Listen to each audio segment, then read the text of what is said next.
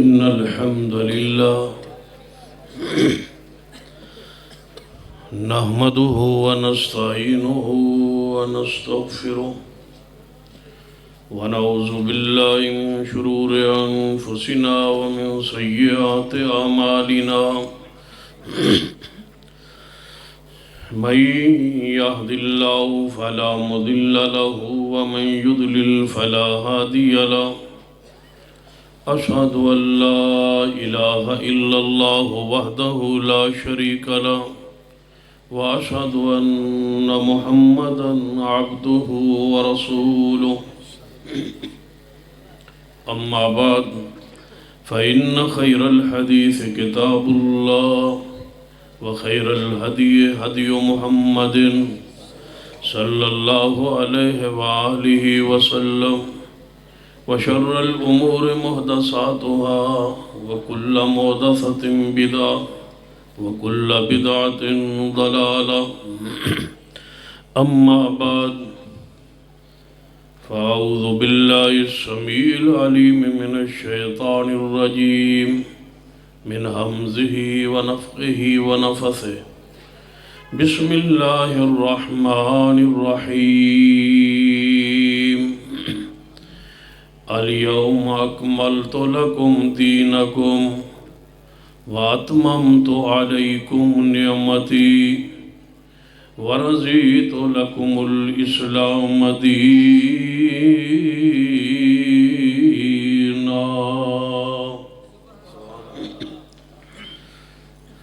زیوقار علماء کرام بزرگوں اور دوستوں،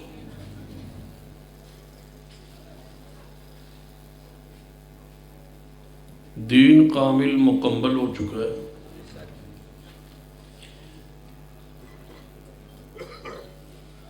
قرآن دی صورت اور نبی رحمت صلی اللہ علیہ وسلم دی احادیث دی صورت،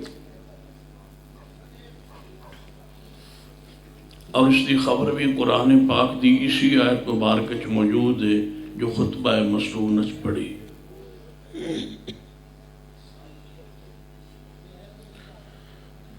یاد رکھیے، جس طرح قرآن اور حدیث مکمل ہے، اسی طرح قرآن اور حدیث دی سمجھ، فہم اور عمل بھی صحابہ کرام تھے مکمل ہو چکا ہے۔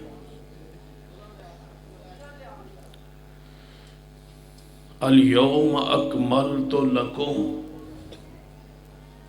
اس دے اندر صحابہ کرام بھی داخل، قرآن اور حدیث مکمل، قرآن اور حدیث دی سمجھ اور اس دے ہوتے عمل بھی مکمل۔ ہن قیامت تک قرآن و حدیث سے عمل اسی طرح ہوئے گا جس طرح عمل صحابہ کرام نے کی تھا۔ اور یاد رکھیے، سارا دین صحابہ کرام دی امانت اور دیانت تے کھڑا۔ اس لیے مثال میں اس طرح اس کہ نبی رحمت صلی اللہ علیہ وسلم نے قرآن پاک اپنے ہاتھ سے نہیں لکھا۔ توجہ میرے آ رہے، تاکہ تھوڑے وقت اندر سیرت النبی صلی اللہ علیہ وسلم کانفرنس دا جو آخری پیغام اور بیانیہ ہے وہ تھوڑے سامنے رکھا جا سکے۔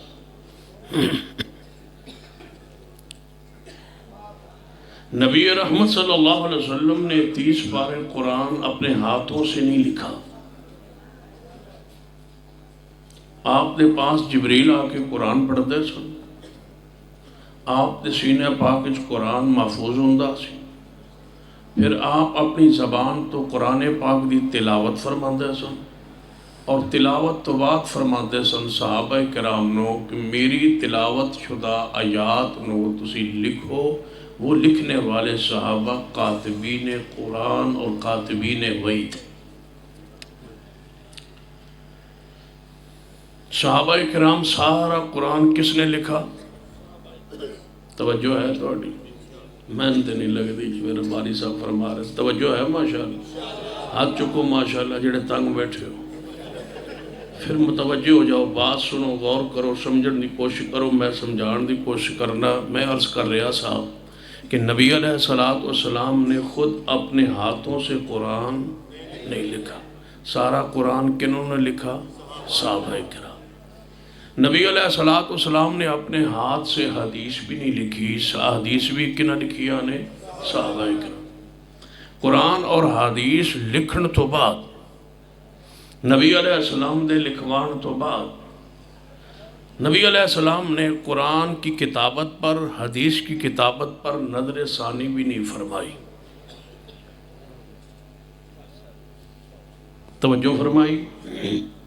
چاہیے سی نبی علیہ السلام صحابہ کرام کو پوچھ دے کہ قرآن پاک تسا لکھیا ہے، میں نے لکھیا ہوا قرآن دکھاؤ تاکہ میں نظر ثانی کرا۔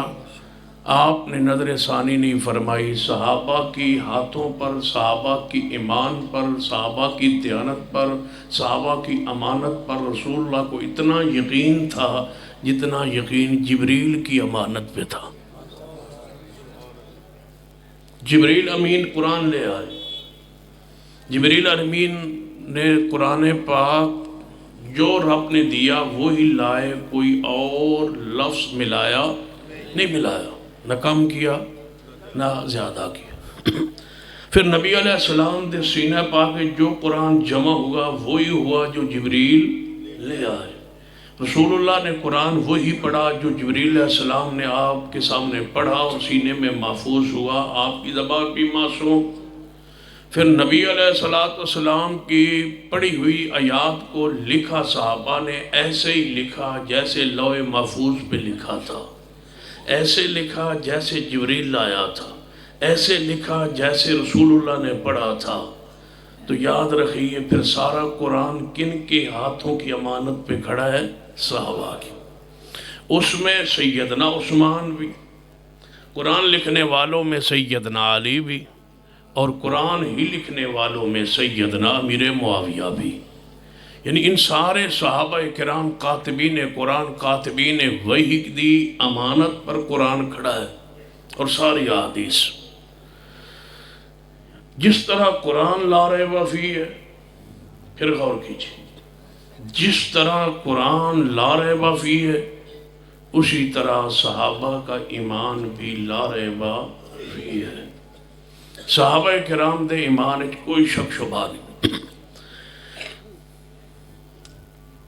نبی رحمت صلی اللہ علیہ وسلم پر یہ قرآن مکمل ہو چکا ہے، اسلام مکمل ہو چکا ہے، اور صحابہ کرام نے اس قرآن اور حدیث سے عمل کر کے امت نو دکھا دیتا ہے، اور اسے عمل نو اللہ نے قبول کر کے فرمایا ہے فَإِنْ آمَنُوا بِمِثْلِ مَا آمَنْتُمْ بِهِ فَقَدْ اهْتَدَوْا۔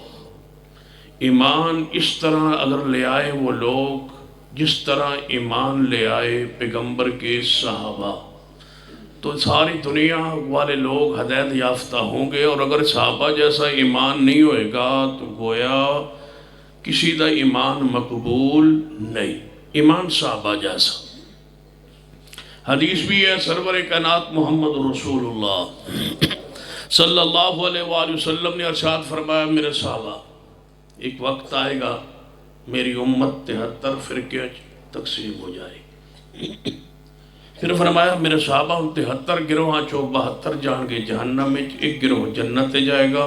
صحابہ کرام نے پوچھا محبوب جی جس گروہ نے جنت جانا ہے اس دی کوئی علامت نشانی؟ آپ نے صرف اپنی ذات ساتھ نہیں رکھی، ساتھ فرمایا ما انا علیہ و اصحابی، جس چیز پر میں آج اور میرے صحابہ ہیں، جڑی جماعت اس عقیدے پر قائم رہے گی وہ جماعت کامیاب ہوئے گی، وہ جماعت منصور ہے، وہ جماعت جنتی ہے، وہ جماعت ناجی ہے۔ یہ رسول اللہ نے فرما دی۔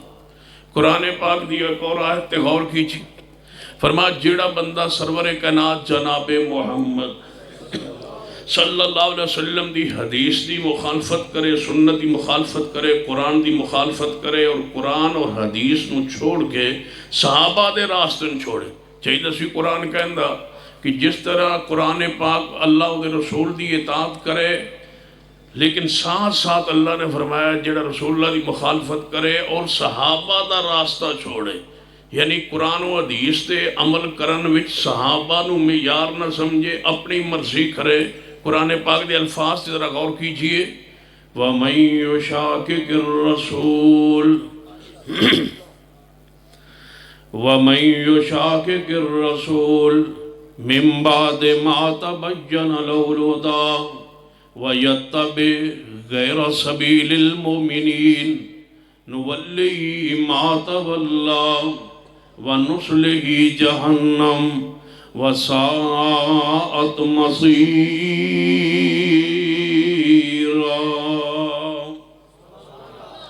جڑا رسول اللہ کی مخالفت کرے حق آ جان تو بعد اور صحابہ کا راستہ چھوڑے، قرآن و حدیث پہ عمل صرف ضروری نہیں ہے، قرآن و حدیث پہ عمل کے ساتھ ساتھ اس طرح عمل کرنا ہے جو عمل کنہ کیتا ہے، بولو صحابہ کرام۔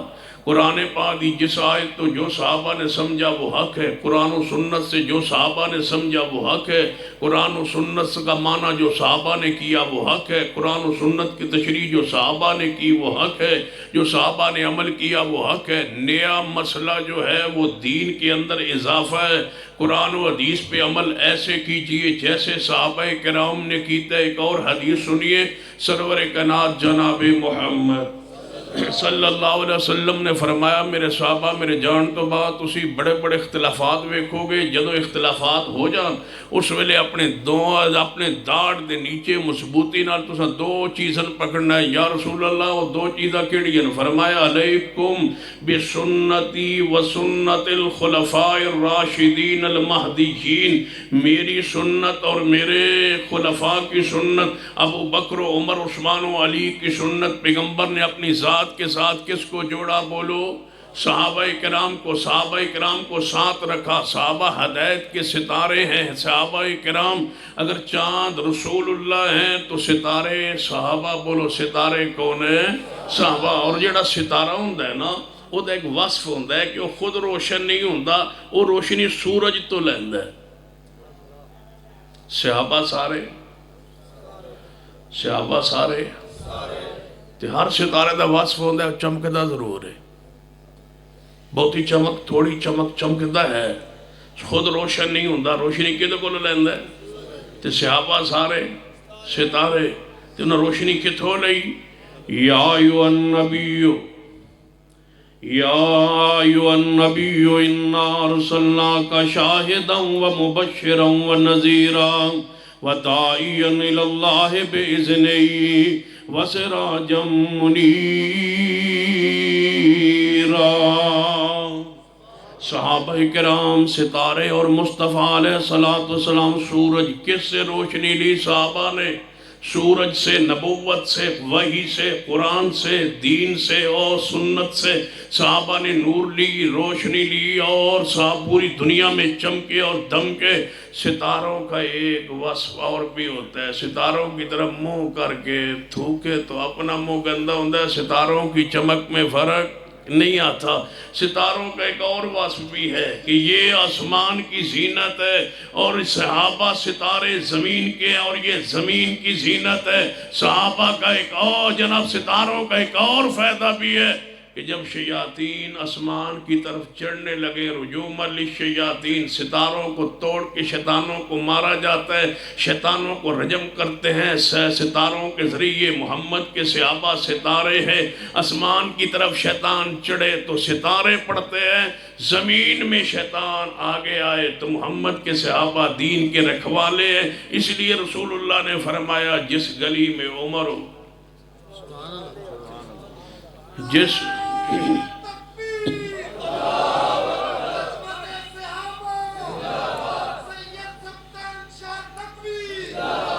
گلی میں عمر ہو، بولو جھنگ سن ایک باب عمر، وہاں مسجد ہے، حضرت ربانی صاحب جانتے ہیں، آل الحدیث کی مرکزی مسجد وہاں جھنگ میں باب عمر ہے۔ وہ باب عمر جو ہے وہاں اختلاف ہوا، جھگڑا ہوا، لڑائی ہوئی، بندے کچھ مارے گئے۔ انہوں نے کہا ہم نے یہاں سے جلوس لے کے نہیں گزرنا، نہ گزرے، جھگڑا ہوا، کہنے لگے اوپر سے باب عمر کاٹ، یہ کاٹو تب ہم ساں سے گزرے۔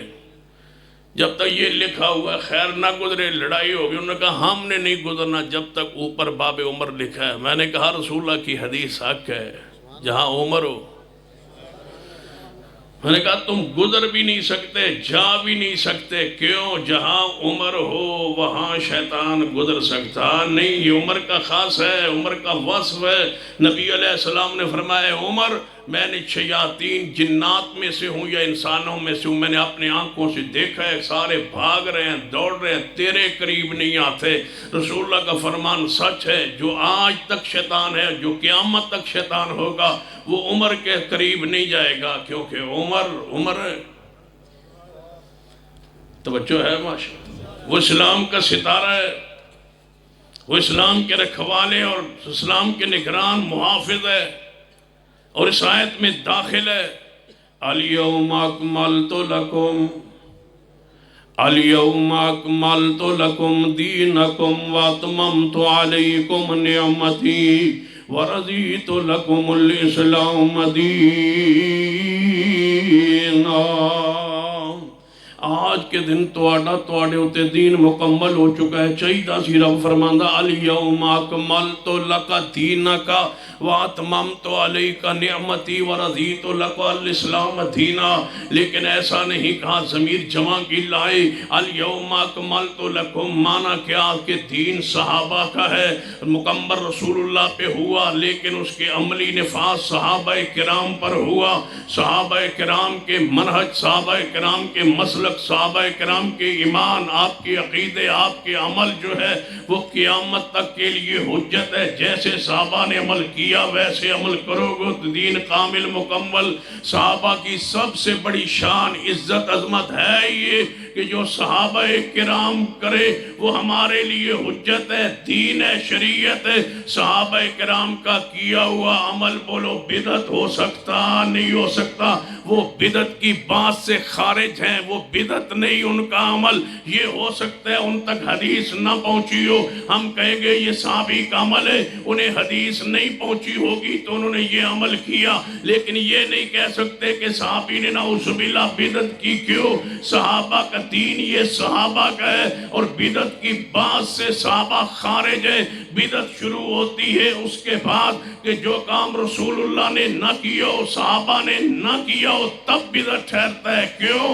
الیوم اکملت لکم دینکم واتممت علیکم نعمتی ورضیت لکم الاسلام دینا. اور جڑا کم صحابہ کرام نے نہیں کیا آج کوئی ثواب و اجر سمجھ کے کرتا ہے تو بولو اسے کیا کہتے؟ اونچی بولیے. نبی علیہ السلام نے فرمایا کل بدعت ضلالہ، ہر بدعت گمراہی ہے. سیدنا عبداللہ بن عمر کا قول ہے، امام مروزی رحمہ اللہ کتاب سنہ کے اندر فرماتے ہیں کل بدعت ضلالہ وَإِنْ رَأَى النَّاسُ حَسَنًا. آپ فرماتے ہیں ہر بدعت گمراہی ہے، چاہے لوگ اس کو حسنہ کہتے پھریں، لوگ کہیں یہ بدعت حسن ہے. سن لو کاموں کی کہ دوستو میں اعلان کرنا چاہوں گا کہ بدعت حسنہ نہیں ہوتی، بدعت ضلالت ہوتی ہے، بدعت سیئہ ہوتی ہے. یہ تقسیم قرآن سے، حدیث سے، دین سے، محدثین سے، صحابہ سے، تابعین سے، تبع تابعین سے یہ ثابت نہیں ہے کہ بدعت کو اقسام میں تقسیم کر دیا جائے کہ یہ بدعت صحیح ہے اور یہ بدعت حسن ہے، یہ بری بدعت ہے اور یہ اچھی بدعت ہے. کل بدعت ضلالہ، ہر بدعت گمراہی اور یہ گمراہی جہنم میں لے کے جائے گی. سیدنا عبداللہ بن عمر کا صحیح سند سے اثر قول ہے، چاہے لوگ اچھا بھی کہے لیکن بدعت اچھی ہو سکتی نہیں. اگر بدعت حسنہ ہے تو میں سوال کرتا ہوں اس آیت کا معنی کیا ہے؟ لَقَدْ كَانَ لَكُمْ فِي رَسُولِ اللَّهِ اسوۃ حسنہ. قرآن کہتا ہے پیغمبر کی سنت حسنہ ہے، تم کہتے ہو بدعت حسنہ ہے. یہ قرآن کی آیت کا انکار ہے، قرآن سے یہ تمہاری تقسیم ٹکرا رہی ہے. قرآن سنت کو حسنہ کہتا ہے، بدعت کو حدیث ضلالہ کہتی ہے. ہر بدعت گمراہی ہے اور گمراہی جہنم میں لے جائے گی. دین کے اندر نیا عمل داخل کرنا بدعت ہے. اور قرآن پاک کے الفاظ الیوم اکملت لکم دینکم، دین کامل مکمل ہو چکا ہے، اس دین کے اندر کوئی نیا مسئلہ داخل نہیں ہو سکتا۔ اگر کوئی آج بندہ کہے کہ میں جشن میلاد کو قرآن سے ثابت کر سکتا ہوں، میں جشن میلاد کو حدیث سے ثابت کر سکتا ہوں، تو جواب کیا ہوگا کہ وہ آیات وہ حدیث جو آج تم پڑھو گے وہ نازل رسول اللہ پر ہوئی اور عمل صحابہ کرام نے کیا۔ پھر صحابہ کرام نے یہ انداز اپنایا کیوں نہیں؟ اگر انہوں نے اپنایا ہے تو قرآن اور حدیث میں ہے، اگر انہوں نے نہیں اپنایا تو قرآن و حدیث میں یہ موجود نہیں ہے۔ موجود ہوتا صدیق کرتے، موجود ہوتا عمر عثمان کرتے، موجود ہوتا شیر خدا کرتے، موجود ہوتا حسنین کریمین کرتے۔ جب انہوں نے نہیں کیا، کنہوں نے؟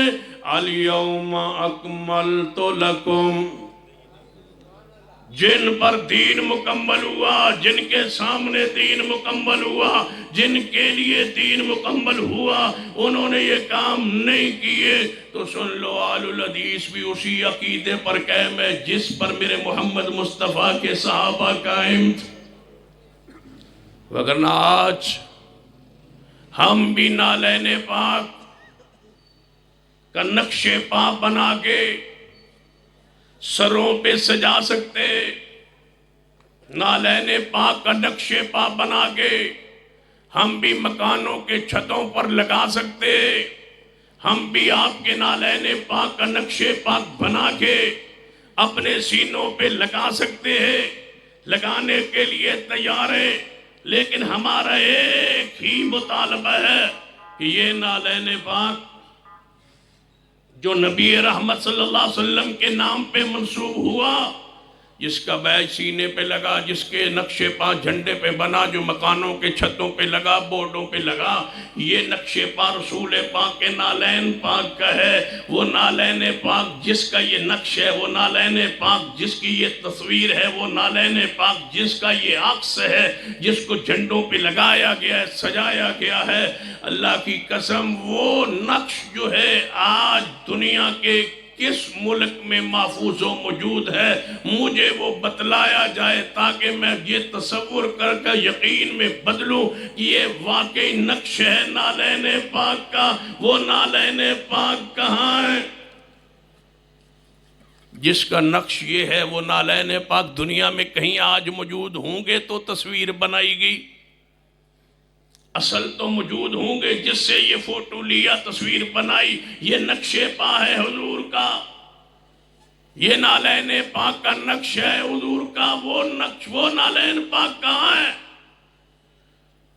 آئیے، اگر سمجھ نہ آئے تو میں آسان لفظوں میں سمجھاتا ہوں۔ نالین حضور کے جوتے حضور پاک کے تھے سیدنا انس بن مالک کے پاس، صحیح سند سے موجود ہے۔ سیدنا انس بن مالک کے پاس حضور کے نالین تھے، جوتا مبارک رسول پاک کا کس کے پاس تھا؟ بولو، انس بن مالک رضی اللہ تعالیٰ عنہ۔ ان کے علاوہ کسی صحابی رسول کے پاس نالین پاک نہیں تھے۔ صرف ایک مرتبہ سفر میں آپ جا رہے تھے، آپ کا جوتا مبارک ٹوٹا تو سیدنا علی رضی اللہ تعالیٰ بیٹھ کے اس کو گانٹ کے پھر رسول اللہ کی خدمت میں پیش کر دیا۔ آگے جا کے رسول اللہ رک کے سیدنا علی جوتا مبارک گانٹ کے لائے، رسول اللہ نے پہن لیا۔ رسول اللہ کے جوتے کے جوتا پاک نالین پاک سیدنا انس بن مالک کے پاس تھے۔ پورا ذخیرہ اسلام کھول جائیے،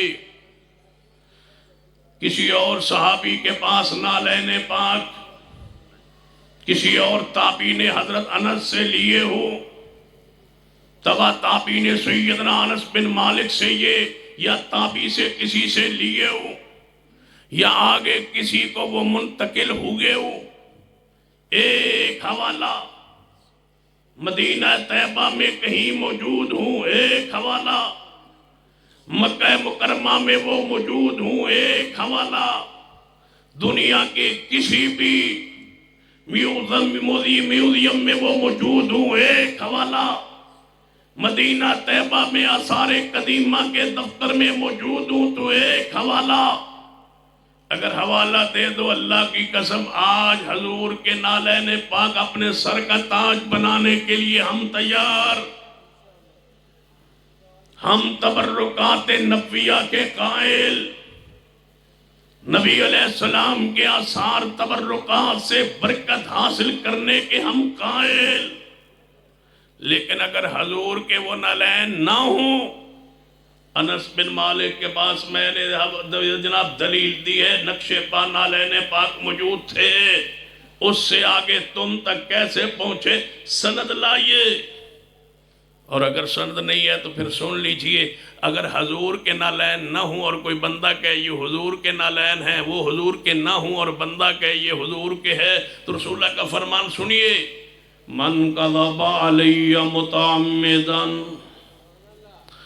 رسول اللہ فرماتے ہیں جڑا بندہ میرے بارے جھوٹ بولتا ہے، میری ذات کے بارے میں غلط بیانی کرتا ہے، میری چیز نہیں اور کہتے ہیں یہ حضور کی ہے، فَلْيَتَبَوَّأْ مَقْعَدَهُ مِنَ النَّارِ، وہ بندہ اپنا ٹھکانہ جہنم بنا لے. جو میرے بارے میں غلط بیانی کرتا ہے، تو میں رسول اللہ کے علاوہ رب کی زمین پر کوئی ایسی ہستی نظر نہیں آئی جس کے نام پہ تم جھوٹ بولو. رسول اللہ کے نام پر کیوں؟ پھر اگلی بات کہوں گا، پھر ان نقش پاک کو دکھانے کے لیے، منہ مبارک کو دکھانے کے لیے تم فیس رکھو کہ فیس ہے، آگے حضور کے منہ مبارک دیکھو. تم وارث ہو جو فیس لیتے ہو. رسول اللہ کے بال مبارک اگر رب کی زمین پر موجود ہوں تو اس کے وارث کوئی نہیں، وہ پوری امت کا ورثہ ہے. اس کو کوئی بیچ کے یا فروخت کر کے یا اس کے ٹیکس لگا کے رسے جناب ٹکٹ لگا کے دکھائے. مجھے بتلائیے حضور کے تبرکات کی یہ تحقیر ہے کہ حضور کے منہ مبارک دیکھنے کے لیے ہم جناب ٹکٹ لگا لیں؟ یہ حضور علیہ السلام کے تبرکات کی تحقیر و توہین ہے. کسی بندے کی وراثت نہیں ہے. میں نے ثابت کیا نالین پاک کس کے پاس تھے؟ بولو، انس بن مالک کے پاس. اس کے ان کے بعد کس کے پاس آئے جس کی تصویر تم نے لی اور کہا یہ نالین پاک ہے؟ اگر حوالہ دے تو ماننے کے لیے تیار، آپ کے نالین سر پہ لگانے کے لیے، سینے پہ لگانے کے لیے تیار. اور اگر نہ ہو تو پھر سن لیجئے، اليوم اکملت لکم دینکم واتممت علیکم نعمتی ورضیت لکم الاسلام دینا. نالین پاک کے بعد رسول اللہ کا وہ منبر تھا. آج حضرت ربانی صاحب کی مسجد میں بیٹھے تھے، مجھے ساتھیوں نے دکھایا کہ یہ منبر شاہ عبد الغنی رحمت اللہ علیہ کا تھا، حضرت یزدانی شہید کا تھا. اب حضرت ربانی صاحب اس پہ خطبہ دیتے ہیں. ایک منبر وہ تھا جس پہ محمد مصطفیٰ خطبہ دیتے. نعرہ تکبیر، وہ ممبر عظمت مصطفیٰ، حضرت مولانا سید سبطین شاہ صاحب نقوی، وہ ممبر جو مسجد نبوی میں رکھا گیا جس پہ نبی علیہ السلام خطبہ ارشاد فرماتے تھے. 654 ہجری تک وہ مسجد نبوی میں رہا. پھر اس ممبر کو آگ نے اپنے اندر سمو لیا. اس کے بعد وہ ممبر دنیا میں نہیں رہا. یہ نبی علیہ السلام کے آثار تھے جو اس وقت دنیا میں موجود نہیں ہے. 650 سال ممبر پڑا رہا. آج رب کی زمین پہ وہ ممبر موجود نہیں ہے. رسول اللہ کی چارپائی جس پہ آپ لیٹتے تھے، وہ پہنچتے پہنچتے سیدنا یحییٰ بن معین رحمت اللہ علیہ، بہت عظیم محدث امام بخاری رحمہ اللہ کے اساتذہ میں ہے، ان کے ہاں یہ چارپائی پہنچی اور ان کا جنازہ ان کی محبوب کی چارپائی پہ اٹھایا گیا. ان کے گھر میں رسول اللہ کی چارپائی تھی. اس کے بعد آگے منتقل نہیں ہو سکی، کیوں دنیا میں کوئی روایت نہیں ہے جو ثابت کر سکے کہ یحییٰ بن معین رحمہ اللہ کے بعد کسی کے ہاں یہ چرپائی محفوظ رہی ہو، انہی کے گھر میں رہی، اس کے بعد کسی اور گھر میں منتقل نہیں ہوئی۔ تو اس سے آگے بڑھی نبی رحمت صلی اللہ علیہ وسلم، حضرت سہیل رضی اللہ عنہ فرماتے ایک شخص آیا، یا رسول اللہ مجھے چادر دیجئے، فرمایا کیا کرو گے؟ محبوب جی میں اپنے کفن میں شامل کروں گا۔ رسول اللہ نے صحابی کو اپنی چادر دے دی، ان کے کفن میں رسول اللہ کی چادر گئی، یہ چادر کفن تک محفوظ رہی، موجود رہی، صحابی کے پاس رہی۔ جب وہ دنیا سے گئے تو کفن میں شامل ہو گئی، وہ قبر پاک میں دفن ہو۔ رسول اللہ کا جبہ سیدہ ام سلمہ کے پاس تھا، مدینہ میں کسی کو بخار چڑھتا وہ پانی بھیجتا، ام سلمہ رضی اللہ تعالیٰ اس پانی کو اندر جبہ بھگو کے پانی بھیجتی، مدینہ میں جو پیتا اللہ اس کو شفا دیتا۔ اس کے بعد سیدہ ام سلمہ کے سے آگے وہ جبہ کہیں منتقل ہوا ہو تو دلیل لاؤ۔ انگوٹھی سیدنا صدیق کے پاس تھی، رسول رحمت صلی اللہ علیہ وسلم کی انگوٹھی صدیق کے پاس تھی، جس پہ لکھا ہوا تھا محمد الرسول اللہ رسول اللہ، انہی کے پاس آنی تھی۔ کیوں؟ خلیفہ بلا فصل کون تھے؟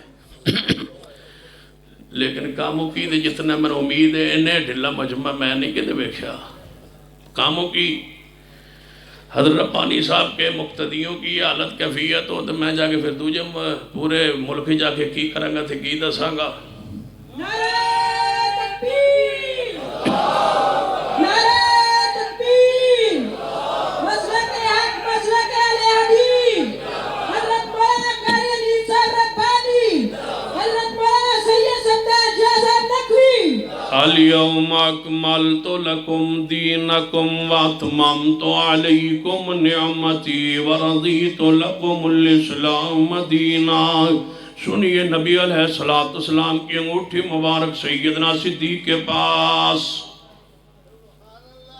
چاہیے تھی، ہوتی سیدنا علی کے پاس، لیکن تھی کس کے پاس؟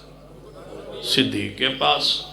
مرو ابا بکرن فَلْيُصَلِّ بِالنَّاسِ، یہ خلیفہ بلا فصل ہے، یہی وصی رسول ہے، یہ رسول اللہ کے نائب ہے۔ میں نے ایک بندے سے پوچھا کہ رب نے لوح محفوظ پہ لکھا تھا کہ کلیم اللہ میرا کون بنے گا؟ کہنے لگا موسیٰ۔ تو میں نے کہا پھر وہ بنا یا نہیں؟ کہتا وہی بنا۔ رب نے لکھا تھا خلیل اللہ ابراہیم ہوں گے، وہی بنے۔ روح اللہ عیسیٰ علیہ السلام وہی بنے۔ ذبیح اللہ اسماعیل علیہ السلام کو لکھا تھا وہی بنے۔ حبیب اللہ محمد رسول اللہ کو خاتم النبیین لکھا تھا وہی بنے۔ اللہ نے خلیفہ بلا فضل صدیق کو لکھا تھا وہی بنے۔ اگر علی کو لکھا ہے تو تم دکھا دو۔ اور سن لو، صدیق کے پروانے غلام جب تک زندہ ہے صدیق کی عزت حرمت پر آنچ نہیں آنے دیں گے، اور انشاءاللہ یہ پورے ملک میں مرکزی جمعیت اہل حدیث نے اپنا لوہا منوایا ہے، اور ہم نے پورے ملک میں یہ ریلیاں جلوس اجتماعات کر کے ثابت کرنے کی کوشش کی ہے، اور یہ جرت سے اعلان کیا ہے کہ پاکستان کی اسمبلی سے یہ قانون پاس کروایا جائے کہ حرمت صدیق کا قانون بنے، جو صدیق و عمر عثمان و علی میں سے کسی و شخصیت کی توہین و گستاخی کرے اس کو عبرتناک سزا کا تعین کیا جائے، اور انشاءاللہ یہ تاریخ رکے گی نہیں جب تک صدیق کی حرمت کا قانون نہیں بن جاتا۔ نعرہ تکبیر، نعرہ تکبیر، مسلک حق کا اہل حدیثوں کا بادشاہ۔ لیکن آپ کو بھی آواز کے ساتھ آواز ملانی پڑے گی کہ حرمت صدیق کا قانون بنائیے۔ آپ میری آواز کے ساتھ ذرا مل کے آواز لگائیے کہ حرمت صدیق کا قانون، حرمت صدیق کا قانون، حرمت صدیق کا قانون۔ یہ انگوٹھی کس کے پاس ہے بولو؟ لکھا ہوا ہے اوپر محمد الرسول اللہ، حدیث صحیح البخاری میں۔ سیدنا صدیق رضی اللہ تعالیٰ عنہ تو بعد یہ انگوٹھی آئی سیدنا عمر رضی اللہ تعالیٰ عنہ کے پاس، سیدنا عمر رضی اللہ عنہ شہادت تو بعد یہی انگوٹھی آئی سیدنا عثمان رضی اللہ تعالیٰ عنہ دے پاس۔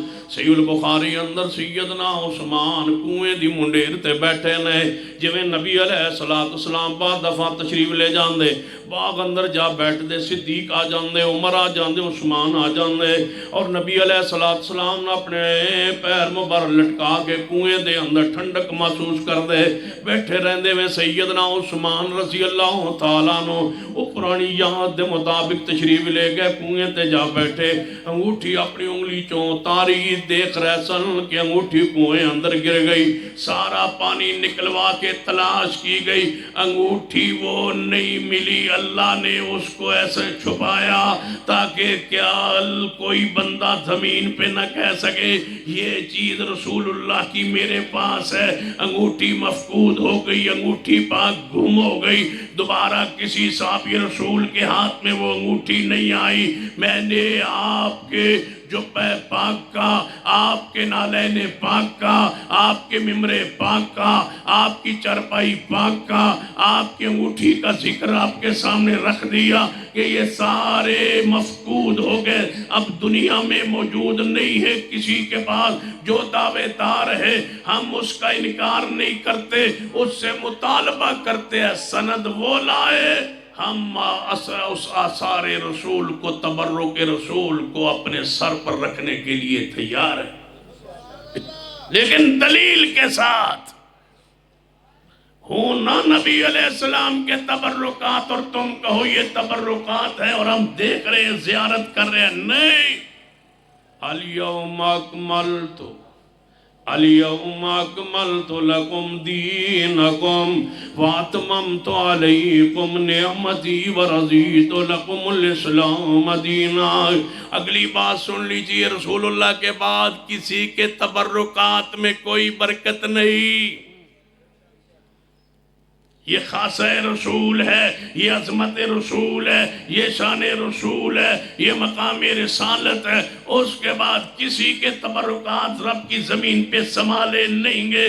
کوئی مجھے ایسا مائکہ لائے جو ثابت کرے کہ صدیق کے تبرکات کسی آل صدیق میں سے کسی نے سنبھالے ہوں، سیدنا عمر کے تبرکات ان کی اولاد نے سنبھالے ہوں، سیدنا عثمان کے تبرکات ان کی اولاد نے سنبھالے ہوں، سیدنا علی کے تبرکات ان کی آل نے سنبھالے ہوں۔ ایک حدیث لائیے، حدیث موجود نہیں ہے، صحابہ کا اجماع اور اتفاق ہے کہ رب کی زمین پہ جن کے تبرکات نے برکت رکھی ہے وہ صرف مصطفیٰ کے تبرکات۔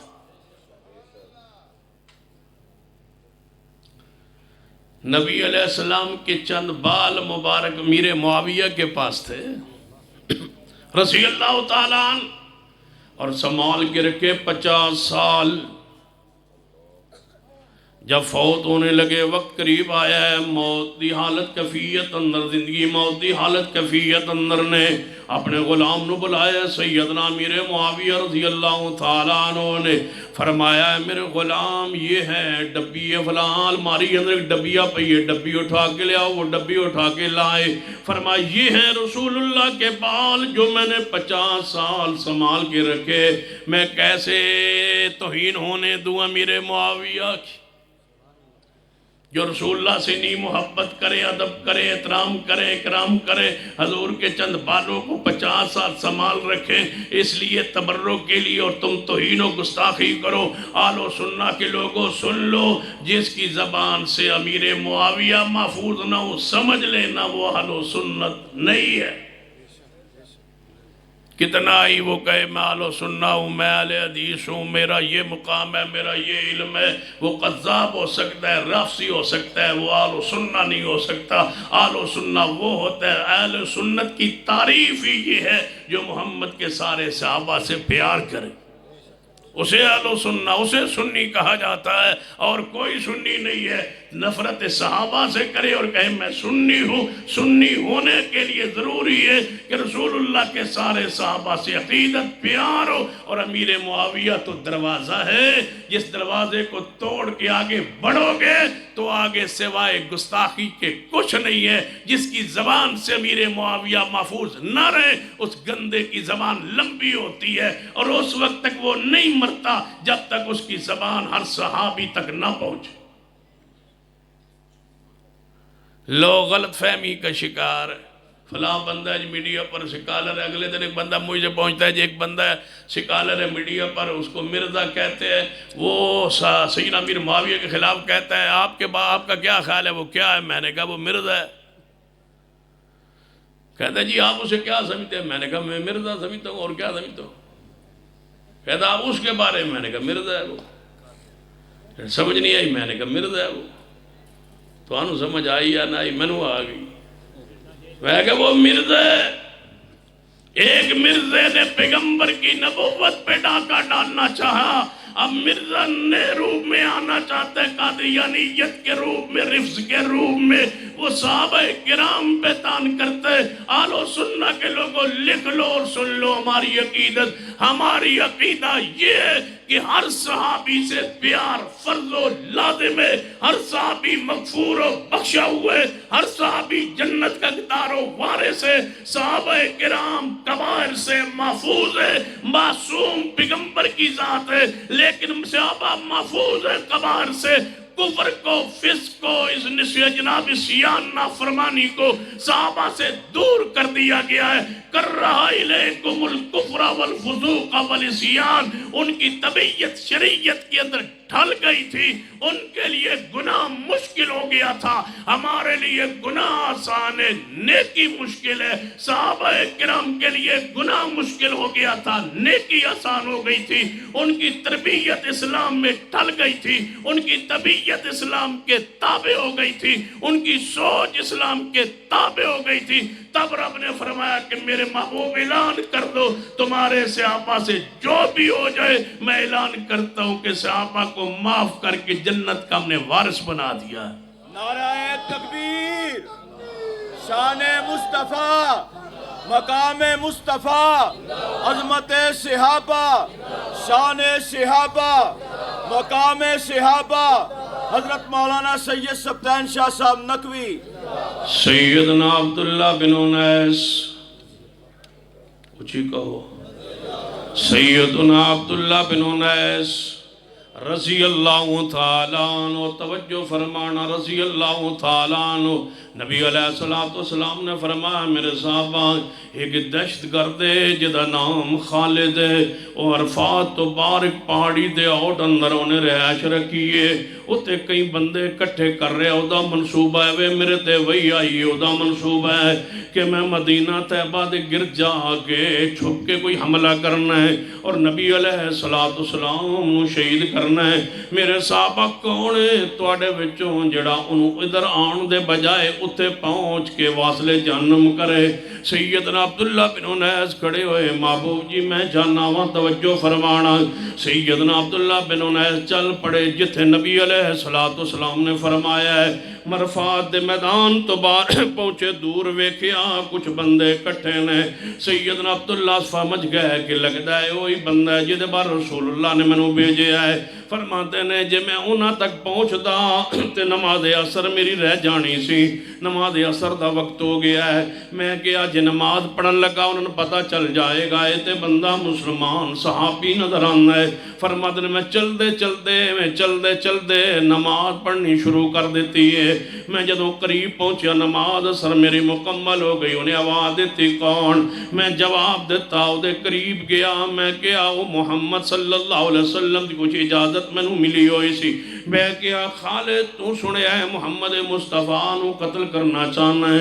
وہ کہندے ہم اس ارادے نال بندے کتے کٹھے کر رہے ہیں۔ کہنے لگا میں بھی اپنے گروہ اندر شامل کرنا ہے۔ عبداللہ بن انیس رضی اللہ تعالیٰ دے گروہ میں شامل ہوں گے۔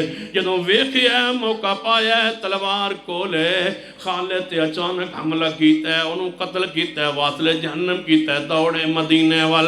مدینہ پاک اندر پہنچے، نبی علیہ السلام نے ویکھیا، فرمایا میرے صحابہ ویکھو عبداللہ بن انیس سارے ہے، حرمت رسول تے جان قربان کرن والا دا عظم سیدنا عبداللہ بن انیس دشمن رسول نو اپنے انجام تک پہنچایا ہے۔ دشمن رسول دی ایک کوئی سزا ہے، گستاخ رسول دی ایک سزا، بولو سر تن سے، گستاخ رسول دی صرف ایک سزا سر تن سے، گستاخ رسول دی ایک سزا سر تن سے جدا۔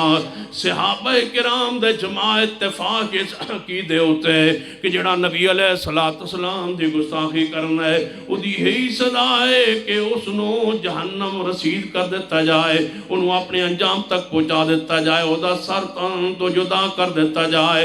وَتُعَزِّرُوا وَتُوَكِّرُوا وَتُسَبِّحُوا بُكْرَةً وَأَصِيلًا۔